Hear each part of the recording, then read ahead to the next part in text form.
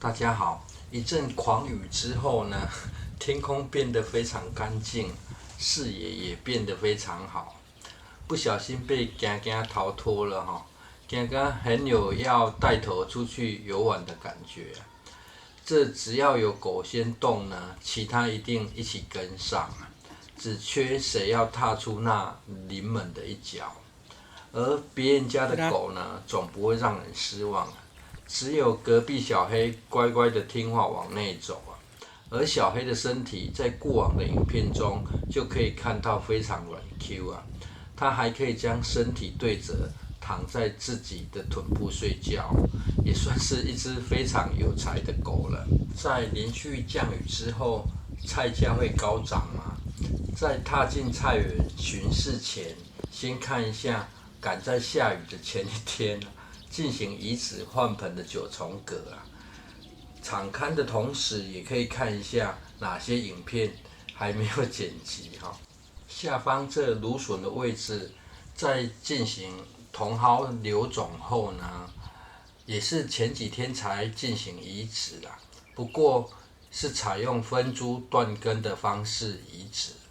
目前看来，留有茎条的移植方式会比只留底根种植的方式快上几天而采用种子种植的原生苗金桔呢，虽然开花结果了，但是结果的数量跟一般整盆结果果实的样子有点落差了。不过只要能顺利结果，就算是好事至少增加了种植的乐趣与成就感。就像这一旁的小玉西瓜，都不知道它在想什么，赶进度的在连续降雨的时间开花。经过大雨洗礼的木薯，不服输的加速生长外呢，还跟着开起花来。一堆会开花的作物呢，不知在急啥雨季又还没有过。雨后场勘的一个重要目的，不是要看发生哪些农损而是方便安排雨停之后优先整理的顺序毕竟农作看天吃饭，早有很大的体会尤其仿照自然农法的种植方式，原本的落梨果实一堆也让它自然掉果到一定程度，才会针对留下来比较大颗的果实进行包覆。而被风雨吹到倾斜的玉米笋，大概就可以知道风向是吹南风比较厉害的是一旁的金针花，竟然还可以屹立不摇，笑着继续开花而采用水耕的两槽空心菜呢，虽然只是幼苗被水淹了，却很努力的探出水面除了水耕比较不用担心之外呢，只要有长出来，用扦插的方式还是可以快速补苗。而这一侧种的比较密集，进入结果期的灯笼果呢，黄叶刚好让雨水帮忙进行一次清理巧克力玉米呢，原本觉得状况会很惨因为是采用挖沟血籽的方式播种怕还在萌芽阶段就遇到大量的雨水会将种子泡烂。但是长出针叶后，问题就比较小。目前至少发芽率应该还有80%以上，只是玉米的挑战比较大。这上面有狗踩踏的足迹之外呢，原本挖沟留下的覆土已经将沟槽都自然填平了，得等再长高一点才有办法改成在植株旁进行挖沟覆土。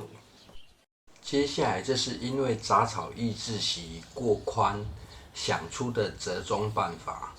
已经铺设有2个月了，目前看起来的效果跟预期差不多。草只长在割开抑制席血籽芋头里这样做的其中一个目的，得从拔起这些草看起因为血籽的缘故，让水只浇在凹洞里，除了容易保水保湿之外，也是要让蚯蚓自己进驻至于效果如何，正常而言，已经种植2个月的芋头，根系应该早已经可以牢牢抓住地底了，但是一拔草，芋头却跟着松动，这说明凹洞里的土壤算是非常疏松了，提供蚯蚓生长活动环境，算是还蛮成功的啦。而一旁预留了几块地，除了因为地势相对较低土壤垫得比较高的方式，可以减缓土壤湿黏。预计是等天气好一点，用来种植山药跟地瓜。至于垫高土壤的土壤来源呢，则是此处已经是整个园区的最下游，